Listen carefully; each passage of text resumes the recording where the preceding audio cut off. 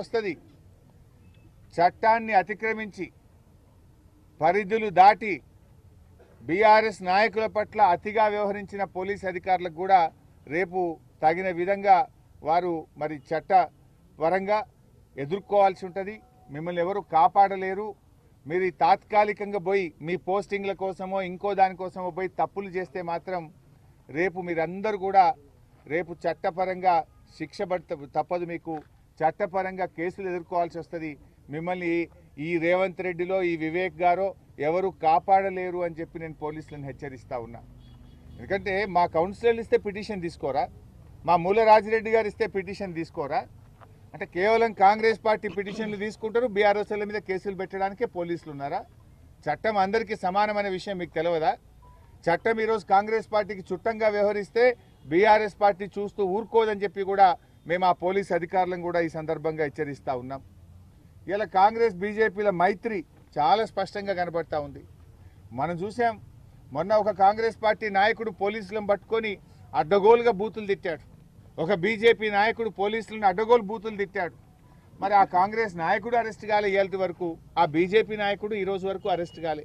మీడియాలో టీవీల్లో అందరం చూసాం కదా, డ్యూటీలో ఉన్న పోలీస్ అధికారులను పట్టుకొని కాంగ్రెస్ బీజేపీ నాయకులు అడ్డగోలుగా బూతులు తిట్టినా, డ్యూటీలో ఉన్న నియమ నిబంధనలు ఉల్లంఘించి 100 మీటర్ల లోపలికి వెళ్ళినా ఈ రోజు వరకు కాంగ్రెస్ నాయకులు అరెస్ట్ గారు, బీజేపీ నాయకులు అరెస్ట్ గారు. రాష్ట్రం చూసింది, రాష్ట్ర ప్రజలు చూశారు. ఆ బీజేపీ కాంగ్రెస్ నాయకులు అరెస్ట్ గారు. అంటే బీజేపీ కాంగ్రెస్ నాయకుల మధ్య మైత్రి ఇలా స్పష్టంగా కనబడతా ఉంది.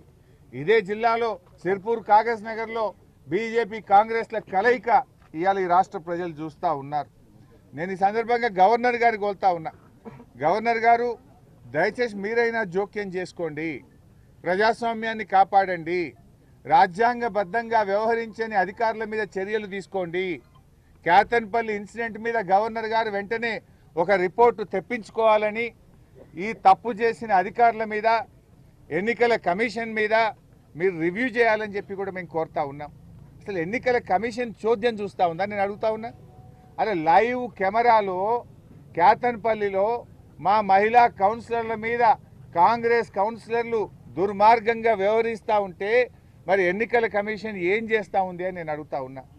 జనగాంలో మా మహిళా కౌన్సిలర్ చెయ్యెత్తితే కాంగ్రెస్ కౌన్సిలర్లు చెయ్యిబట్టి కిందికి లాగుతూ ఉంటే మరి లైవ్ స్ట్రీమ్ చూస్తున్నటువంటి ఎన్నికల కమిషన్ నిద్రపోతుందా అని నేను అడుగుతా ఉన్నా. మరి ఎన్నికల కమిషనే పనిచేయకపోతే ఇంకా ఎన్నికలు పెట్టి ఏం లాభము? ఇంకా ప్రజాస్వామ్యంలో ఏం విలువలు ఉన్నాయని అడుగుతా ఉన్నా. అంటే వినాశకాలే విపరీత బుద్ధి అంటారు.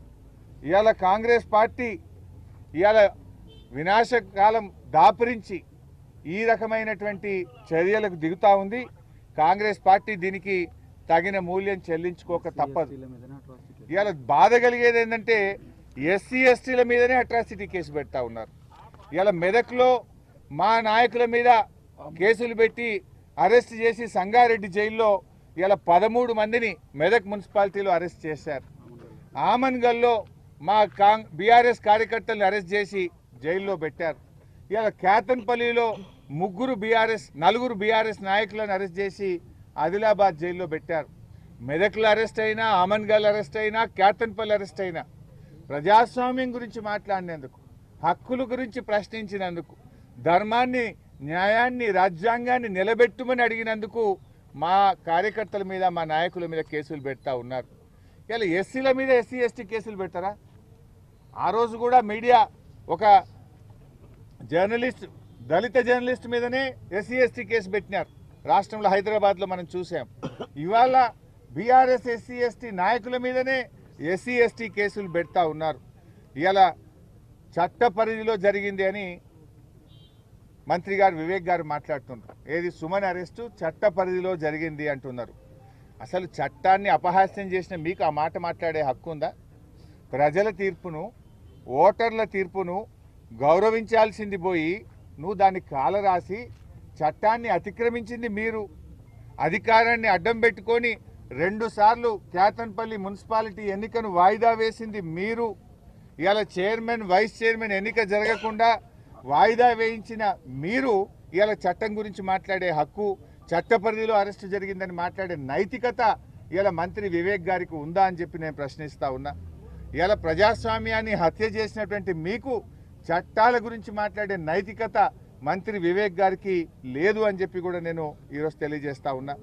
ముఖ్యంగా ఇలా మెదక్లో కూడా నేను పోలీస్ అధికారులను ఈ సందర్భంగా చెప్తా ఉన్నా.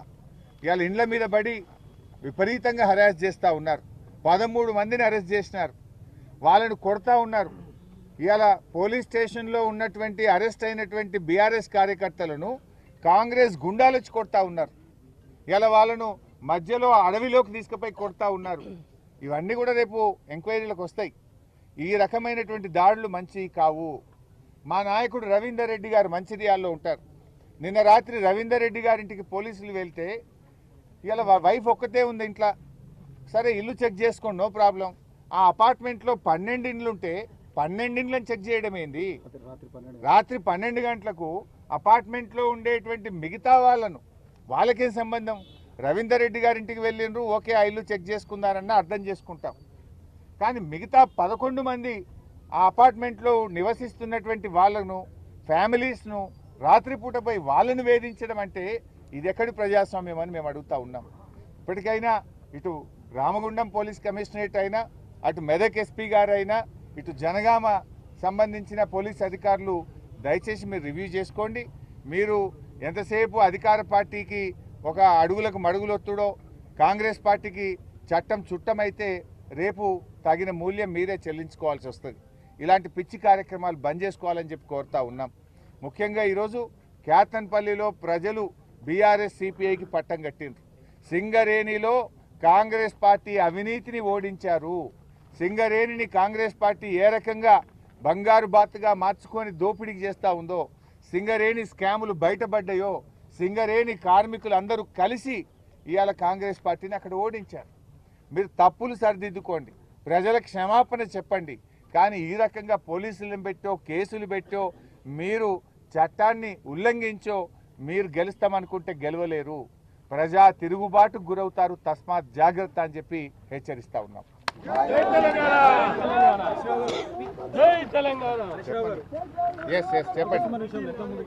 అమ్మా, సో బాల్కా సుమన్ విషయంలో జిల్లా కోర్టుకు అప్లై చేస్తూ ఉన్నాము. అవసరమైతే హైకోర్టుకు కూడా వెళ్తాము. ఉన్న వాస్తవాలు నిజాలన్నీ కూడా న్యాయస్థానం దృష్టికి తీసుకువెళ్తాము. మాకు న్యాయ వ్యవస్థ మీద గౌరవం ఉంది. సీనియర్ న్యాయవాదులను ఇప్పటికే పార్టీ నియామకం చేయడం జరిగింది. న్యాయవాదులందరూ కూడా దీన్ని సమీక్షించి మరి ఆ చట్ట పరిధిలో ముందు మున్సిఫ్ కోర్టు, దెన్ జిల్లా కోర్టు, దెన్ హైకోర్టు, మరి ఆ స్థాయి వరకు కూడా వెళ్ళి వీళ్ళంత త్వరగా సుమన్ గారిని, మా పార్టీ నాయకులను విడుదల చేయించుకుంటాం. అయినా సుమన్ గారికి పోరాటాలు కొత్త ఏం కాదు. ఆనాడు సమైక్యవాదుల మీద పోరాడినటువంటి విద్యార్థి ఉద్యమకారుడు సుమన్ ఈరోజు మరి ఈ కాంగ్రెస్ అధికార దాహంతో ప్రజాస్వామ్యాన్ని కూని చేస్తుంటే ఇవాళ ప్రజాస్వామ్య పరిరక్షణ కోసం పోరాడినటువంటి మా నాయకుడు సుమన్ ఎప్పుడైనా కూడా న్యాయం వైపు, ధర్మం వైపే పోరాటం చేసిండు. ఒక దళిత బిడ్డ, దళిత నాయకుడు. ఒక దళిత నాయకుడి మీద రేవంత్ రెడ్డి ఈ రకంగా పగ, ప్రతీకారంతో అక్రమ కేసులు పెట్టడాన్ని తీవ్రంగా ఖండిస్తూ ఉన్నాం. సుమన్ మీద పెట్టిన కేసులు ఎత్తివేయాలని, బేషరతుగా వెంటనే సుమన్ను విడుదల చేయాలని చెప్పి కూడా డిమాండ్ చేస్తాం.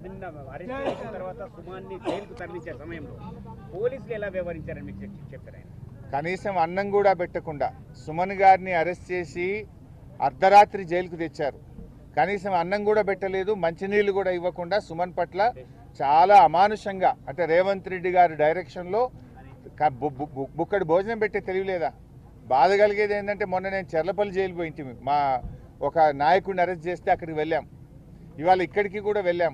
పరిస్థితి ఏంటంటే రేవంత్ రెడ్డి ప్రభుత్వంలో ఎస్సీ, ఎస్టీ, బీసీ గురుకులాల్లో ఉండే పిల్లలకు మెస్ బిల్లులు రావడం లేదు. జైళ్లలో ఉండే ఖైదీలకు మెస్ బిల్లులు పెండింగ్లో ఉన్నాయి. చెప్పడమేమో గ్రీన్ ఛానల్. నెలల తరబడి ఎస్సీ, ఎస్టీ, బీసీ పిల్లలకు, గురుకుల పిల్లలకు బుక్కడి అన్నం పెట్టలేక పిల్లలు రోడ్ల మీదకి వస్తున్నారు.